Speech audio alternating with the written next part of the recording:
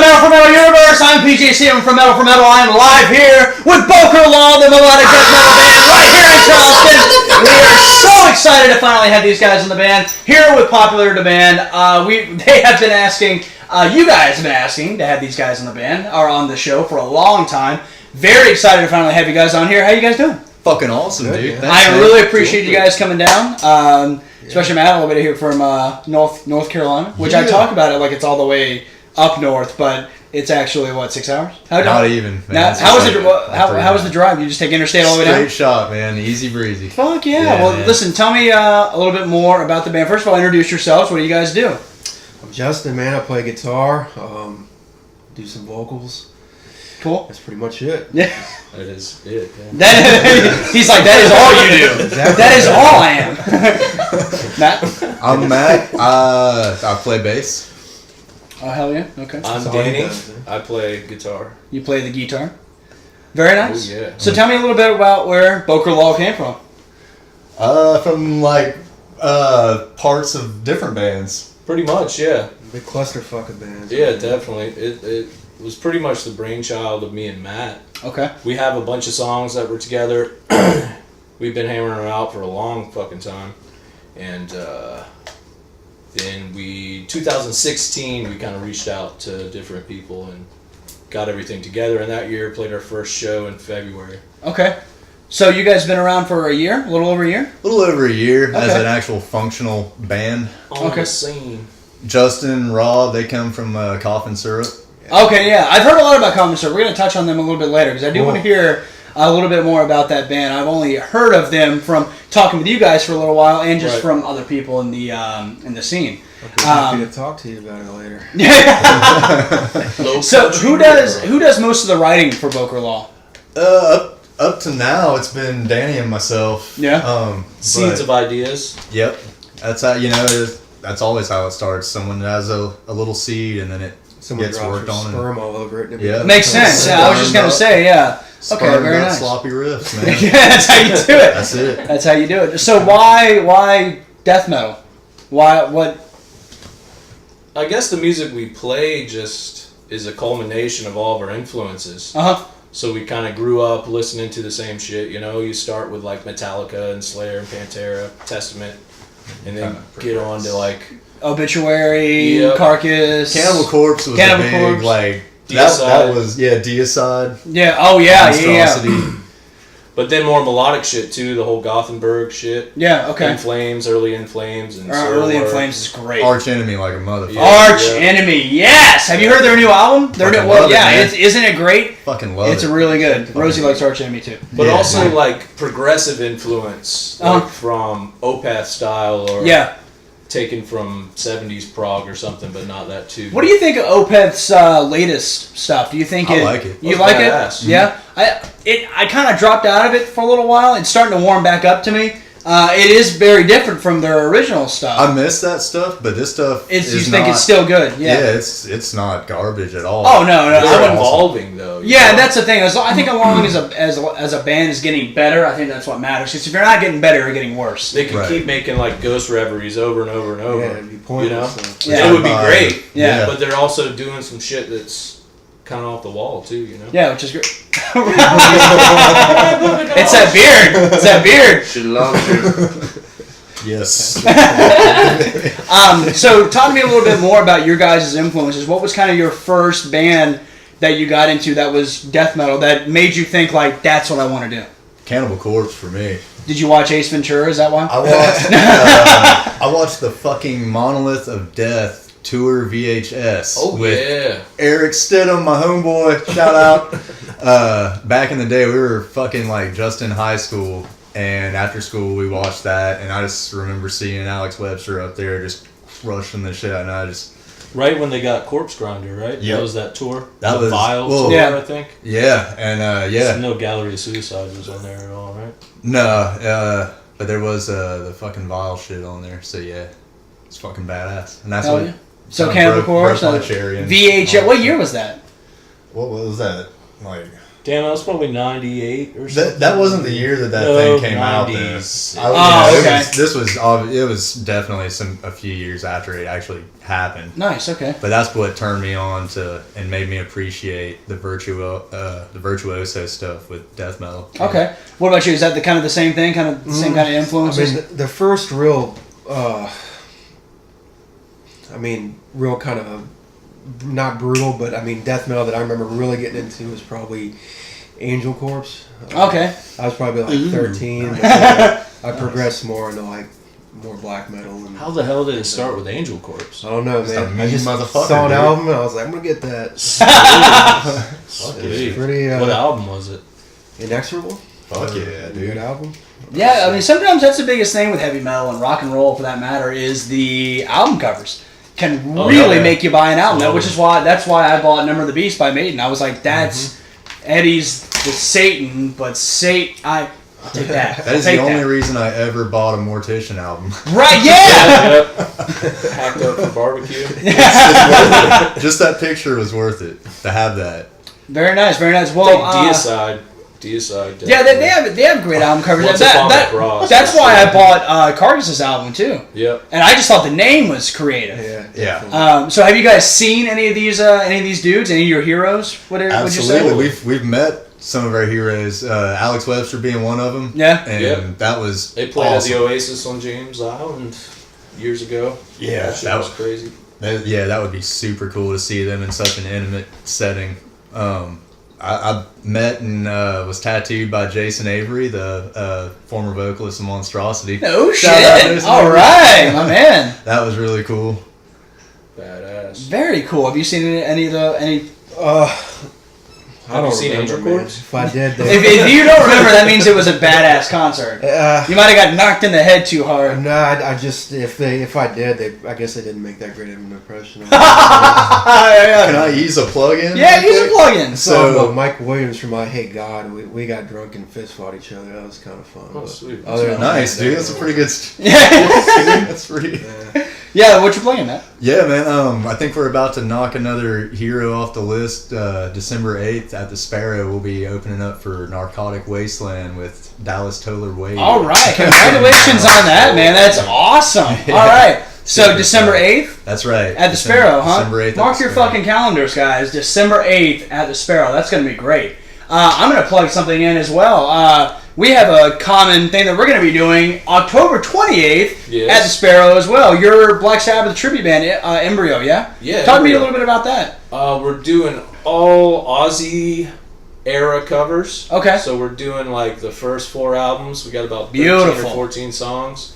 Are you doing Children of the Grave? Oh, yeah. That's my favorite song. Doing that. Nice. Into the Void. Hell yeah. That's a good shit. Very good stuff. All right. Well, we're looking forward to that. They're going to be opening up the Gutter Saints October 28th at the Sparrow. That's going to be a hell of a show. So not only are you going to have to go to that, but now you have to go back December 8th for that show. That's right. So you guys are going to have your fucking calendars full. That's all I'm trying to say. Guys, I want to touch a little bit here on the Charleston music scene as a whole here. You said you've lived here all your life, am I right? Absolutely. So what do you think of the Charleston music scene back in the day? First of all, let me get your opinion of it, where it was. I'm talking late 80s, early 90s. Right. Late 80s, early 90s. I don't really know too much about late 80s action. I know in the mid 90s, Children's Choir. Yes. Shaman Mary. Oh, dude, yeah. I think my buddy Mark was in that. Right on? Mark Donahue? Yeah, that's my man. Yeah. That's Old Papa dude. Bear. I'm looking at you. We used to cook together all the time. Yeah. So, I mean, that was kind of the metal scene, I think, back then. There was Hybrid Mutants that have been around for we know all about Hybrid Mutants. Lethal Injection was Lethal Injection, yeah. Hell yeah. I think Jason Dalton was also in that band with Mark Donahue. Right. I'm pretty sure he was. Jason, I still love you, man. What was that? Fucking Hate Machine. I'm not familiar with them. Our drummer, Lee Paget, was the drummer for that, too. Okay. Back when Derek Roddy used to live around here and shit. So what do you think about the Charleston music scene now? Do you think it's growing, or do you think it's at a steady point? There's a whole point? new generation, man. Yeah. Like, there's a bunch of young kids, like, slamming out some metal. And playing little, like, was it Corey's Grilled Cheese? And shit, and they go there and fucking rage the fuck out. Yeah, I got it. My buddy Mason Sauls is in a deathcore band that's really killer. Eventually, want to get them on the show. They're not old enough to drink, but that's okay. We got water. That place is a hub, man. It's really cool what they got going on. It really is, man. It's a really good place. I think the Charleston music scene. A lot of people talk about how it's non-existent, and that bothers me because it's there's Down Under, real slammy metalcore. Yeah. God Devourer, that's like straight technical death metal. Yeah, I mean, I loved. That's like super fucking progressive. I loved Hooded Eagle. Do you guys remember Hooded Eagle? Yep. They were one of Charleston's only doom metal bands. Yeah, definitely. And I was very upset when they broke up. I hated that. But did you guys ever catch like when Jucifer was down here too? No. Jucifer were great. They were a great two-piece kind of death metal band. The big white wall of death. Sweet. They were really cool. So do you think it has improved since that time, or do you think it's just kind of dips and valleys, man? Yeah. There's some bands that have been around for a long ass time, like Prima Noctis and stuff, and they're fucking crushing it out. Yeah, they are. I think they're back in the studio actually. I was reading something about that. With Jamie, I think. Yes. Jamie's yep. son. Yep. Very good. Very good. Looks like that. I think I know they have him a show through the grapevine of friends and family. Yeah, you always hear like different shows. That's the thing when you have so many friends that are in bands and shit. You're like, well, I'll come to your show. Shit, I got another friend. I got to go to his show. It's just and I love that feeling of having so many good, great people that are talented musicians that are in these amazing bands. It really, that's the best part about the music scene, in my opinion. 2004, me and Matt were in a band called Monolith. And we were around for about 3 years, so we were like that new wave of like death metal, melodic death metal that was coming out. Okay. No one else sounded like y'all when you were doing it though. So. Yeah, because we had like Halford style, King Diamond style vocals. Fuck yeah, that's how you do it. Straight death metal vocals, like melodic harmonies and all that kind of like a rough form of Into Eternity or something. Yeah. Oh, nice. Okay. So let's touch on the genre of death metal as a whole. There's certain bands that I would kind of throw into the death metal category, although they're not thrown in that category in a more popular stance. Bands like Slayer, who usually are thrown into the thrash metal category. But they can build the gap, sweat. So you think that that's one of those bands that could definitely fulfill that death metal? I think because every death metal head's had to cross Slayer to get to. So it's like they had to crawl before they ran, right? Right. Yeah. Well, what you saying? Like Sabbath was the blueprint for a lot of metal that came out. Sure. Yeah. Most definitely. Right. Most definitely. Slayer was the blueprint for bands like Cannibal Corpse and Deicide and stuff to be most definitely with agree. That thrashy vibe. Yeah. But straight double bass with like dragon snares going on. Yeah. Okay. Yeah, I dig that. So your vocalist Rob, what's his style of singing? Is it brutal? Yeah, just brutal, but that's what you describe it as? But he doesn't just have like one straight gut sound, he mixes it up with. He has a variety. Good. Very good. Very good. Okay, so another band that I kind of wanted to bring up. You brought up King Diamond, Merciful Fate. Would you keep them in the black metal category, or could they cross over? I don't know. I would say straight heavy metal. Traditional heavy metal. Yeah. Thank you. They started kind of in the early black metal stuff when there was a lot of variety where it wasn't about black. Death metal has to be gutturals, I think, though. Yeah.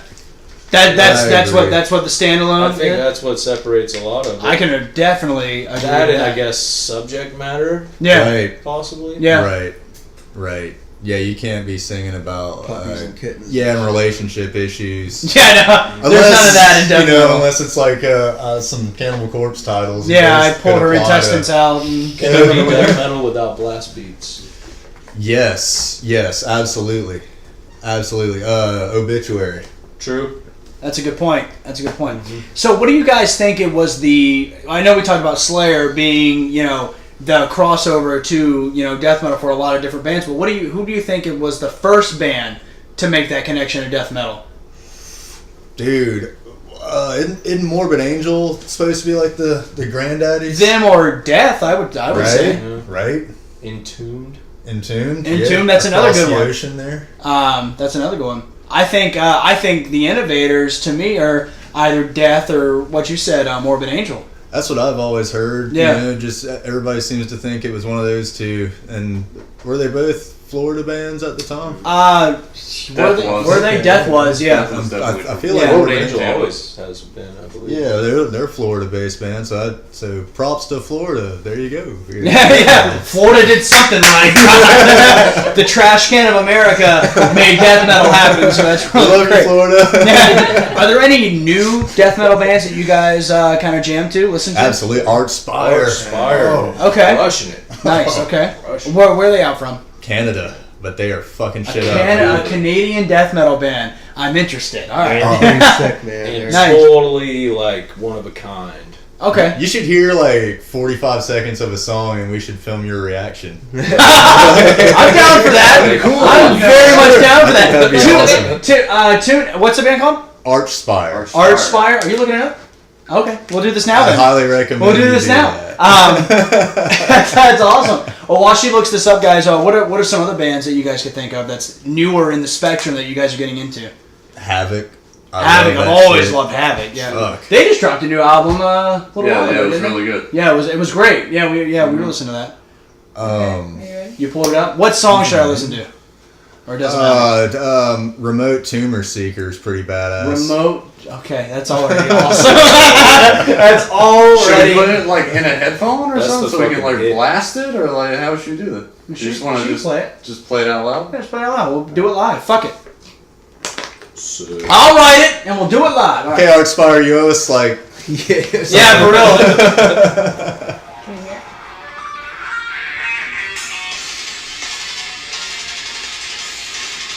You should really listen to it on a system.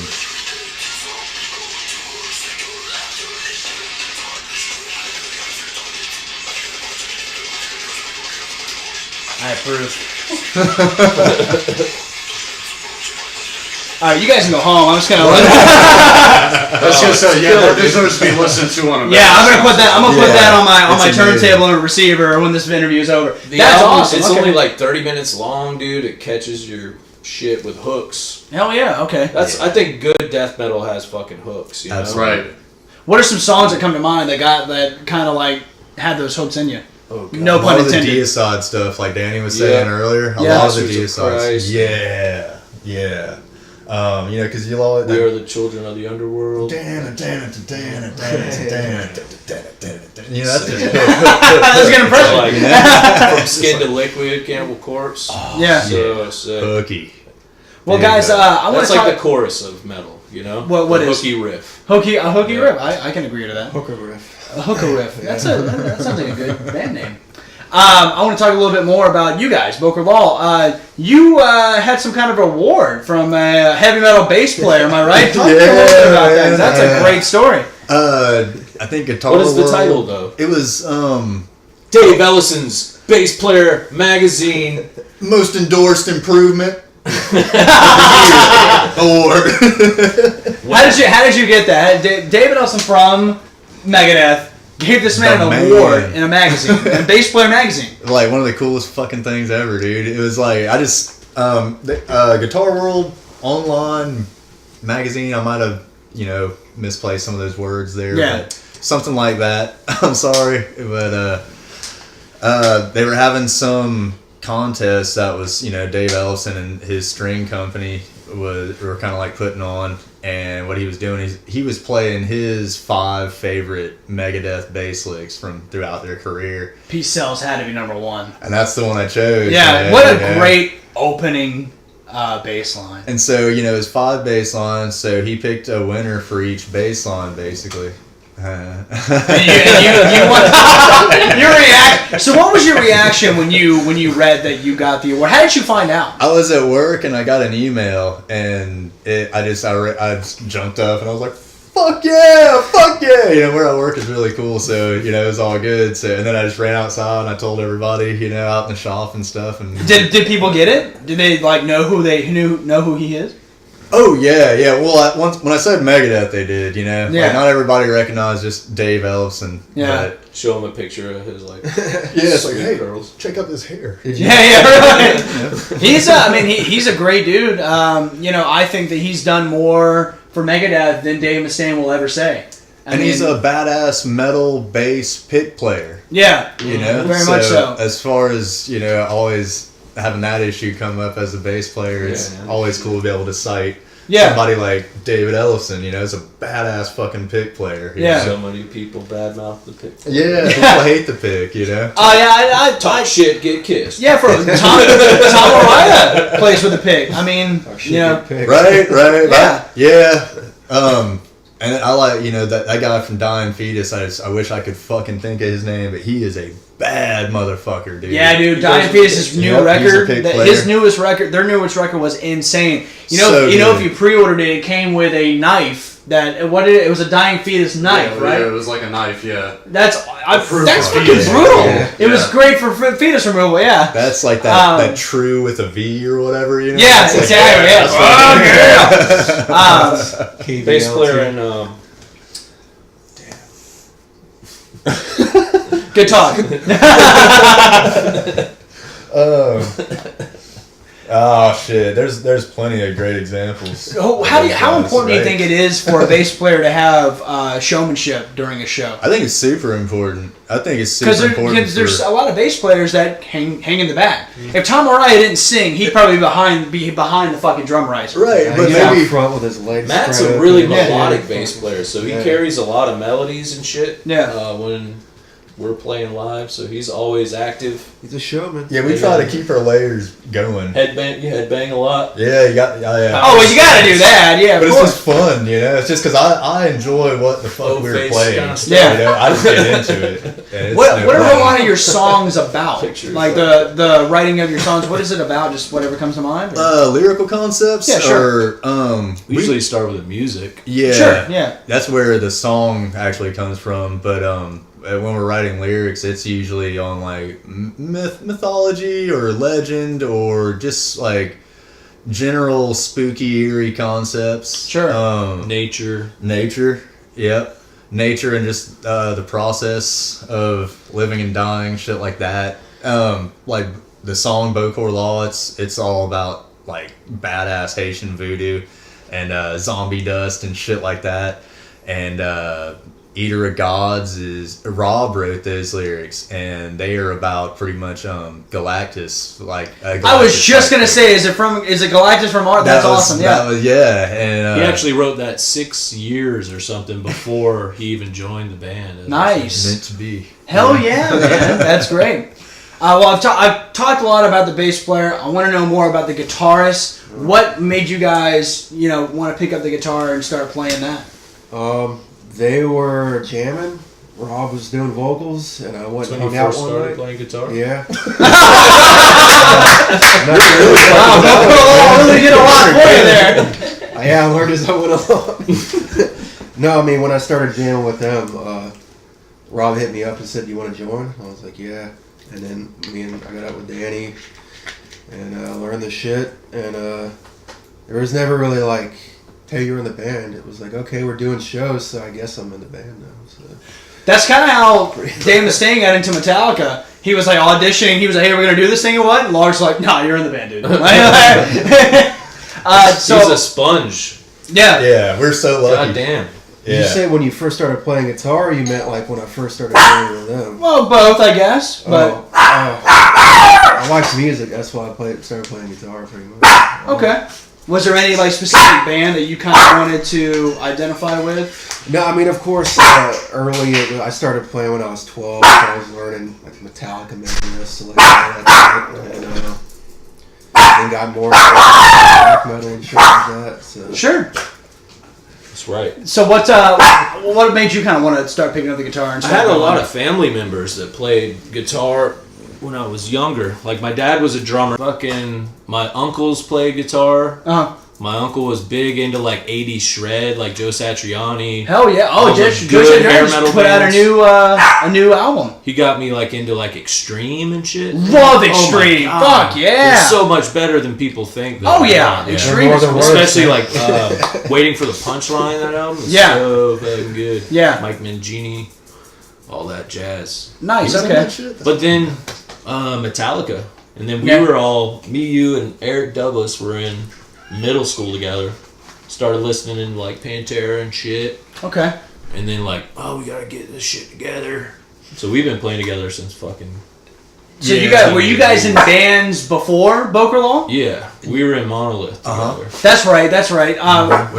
What other bands besides that? Was it death metal or was it? Monolith was like power metal, death metal. Fuck yeah. And then after that, I played with Belligerent, which was death metal. They were a Somerville band. Social. Yeah.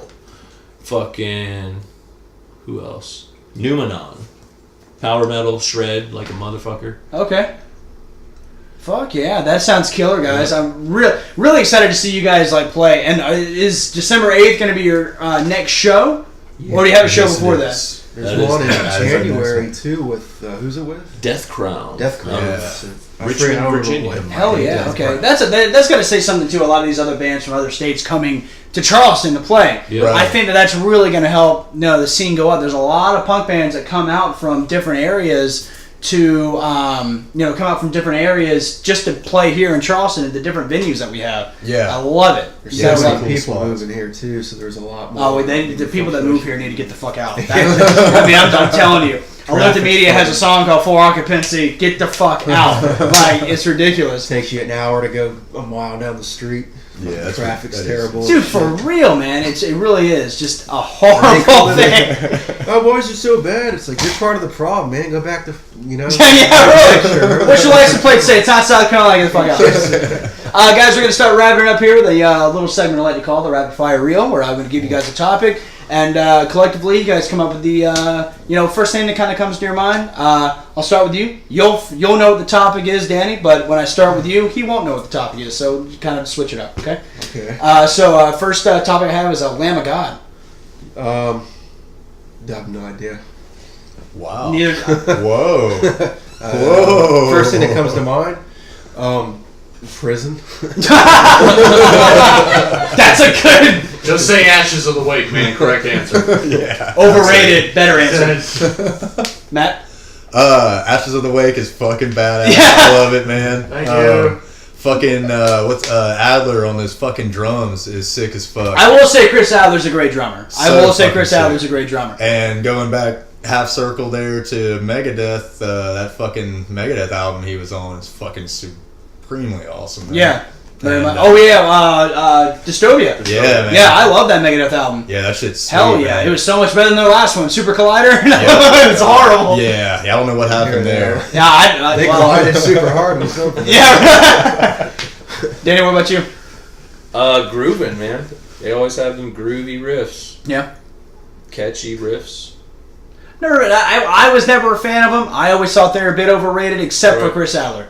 I mean, he's the only part of the band to me that's talented. He's super crazy, man. I love me some Chris Adler. Yeah. I'm gonna start with you again, or start with you for this next one. Children of Bodom.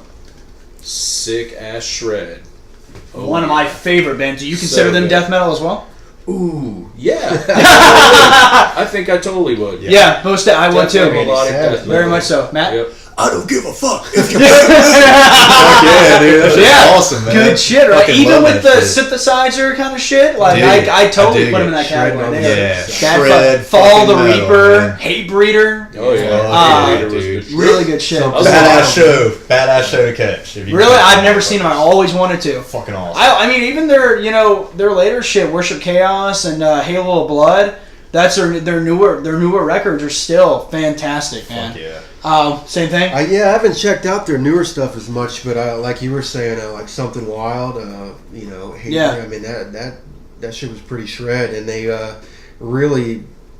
I don't know if it's kind of hard to classify. I mean, they touched on black metal, they touched on shred, they touched on death thrashy stuff. So they're kind of conglomerate of different things, I guess, pretty much. But well, guys, I wanted to ask: are you guys up to speed with the whole Decapitated case that is happening to this day? Yeah, that's unfortunate. What are your opinions on that, if I may ask? I hope it's not true for more than one reason. I mean, I hope nobody's getting raped, and I hope that Decapitated doesn't get in shit, man. Yeah, I love the band, and I fuck them if that's what Absolutely, they did. It's just shitty. If they gotta see how it plays out. Yeah, we've been keeping up on the trial here on Metal for Metal, and we just trying to report the news as best we can.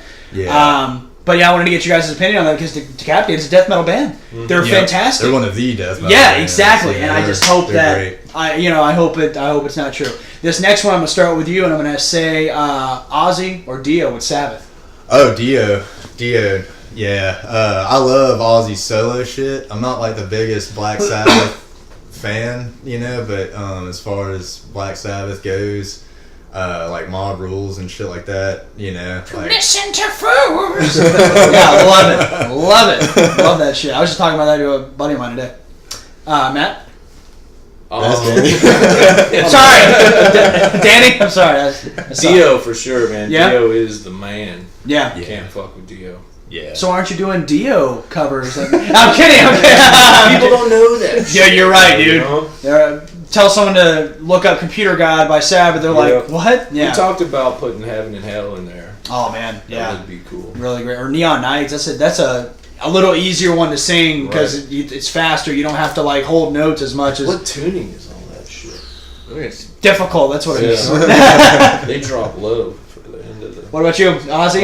Yeah, I'd probably have to go with Ozzy. Yeah. I actually Ozzy's done really good solo shit, but Black Sabbath was just really like impending doom sounding, and it was. I mean, if I remember correctly, Ian Gillan was also in Black Sabbath, wasn't he? He sang for him for a little while. Yeah. Or no. No, Glenn Hughes sang for him for a little while too. I think. Whoa. Yeah, it was either you might. Both, I think both of them did. Did they? Okay. Holy shit. Yeah. Gillian was on Born Again. Yeah, he was on Born Again. Devil baby. Yeah, the little red devil baby thing. And yeah, I think Glenn Hughes sang for him for a little while too. I want to say, but and soulful voice. And Vinny Appice drummed for him for a long time too. After Bill Ward left, Vinny Appice is one of my favorite drummers. Iommi did some solo albums with Hughes too. Yes, he did, and they're badass. He did solo albums with Brian May too from Queen, and those are fantastic. Holy yeah, nice. Love Tony Iommi's probably my third favorite. Layers of solos and shit. There's oh so my much god, shit going he's on. just he doesn't even break a fucking sweat either, and it bugs me. I'm like, dude, how are you not like drenching the shit His you mustache do? absorbs it all. Yeah, it's gotta be what it is. There's no organization in like his phrasing and shit. It's weird. Yeah. Especially trying to learn all his shit. Oh yeah. Oh yeah. Solos, dude. I'm like, dude. Just make it up. Fuck, dude. Yeah, just make it up. Well, guys, I got one more for you. I want to hear an answer from each of you guys. Who is the big four of death metal? Danny, I'll start with you. Deicide, Morbid Angel, Cannibal Corpse, and Death. That was quick. Nice. That was quick. That was quick. Shit. I didn't coach these guys. That was quick. I can't fuck with that. I gotta go with that, man. Yeah? That's it. Yeah. Okay. Same. Yeah, along those lines. I mean, definitive for answer. the first time on That was NFL a that I home run. asked that question, one person has made the answer very all, and it's a great answer. I completely agree. There's no wrong answer. Well, you mean as far as like coming out earlier, so as far as like me personally, what I That's consider my status. four. Oh, Yeah, that's status. you're personal, whatever you want. What do you think? Believe it or not, I never listened really to a whole lot of Deicide, but Cannibal Corpse definitely. I mean, like the Bleeding was a badass album. I really like that. Hell yeah. Of course, I said Angel Corpse earlier. Death definitely. I guess 3 is gonna have to be good enough for me. I would personally probably say Carcass. Oh shit! Yeah, I'd say Carcass. Definitely Deicide, Obituary. Nice. And Acker Cocky, man, those guys are fucking badass. Oh yeah, I forgot about them. They put out a new album not that long, a couple months ago. They were old school. Not really, but fucking, might as well. We were talking about English bands, and I was very good shit. Very good shit. Well, guys, it's been a pleasure having you guys on the show. Thank we you, appreciate brother. it so much. Thank you. Again, Bokor Law right here on the show. We're really excited to have these guys on. Mark your calendars. December 8th. December 8th at the Sparrow, right? That's right, man. Hell yeah, guys. It's going to be a hell of a show. It's going to be an hour as Narcotic fuck. wasteland. Leave your earplugs at home, motherfuckers. Anything you guys want to say before we jump off here? Get your fucking ass to the Sparrow on December 8th and watch us rock the house with Narcotic Wasteland. Fuck On yeah. the Disney Channel. Coming up next. That's so Raven. public access. Yeah, really. Well, guys, I'm going to go listen to some death metal with the boys See what that here, boy's so on. I got to go. Yeah. But This has been PJ Seaman from Metal. I'm here with Bokor Law again. Thank you guys so much. You guys have a great night. Thank you. Thank you. Woo!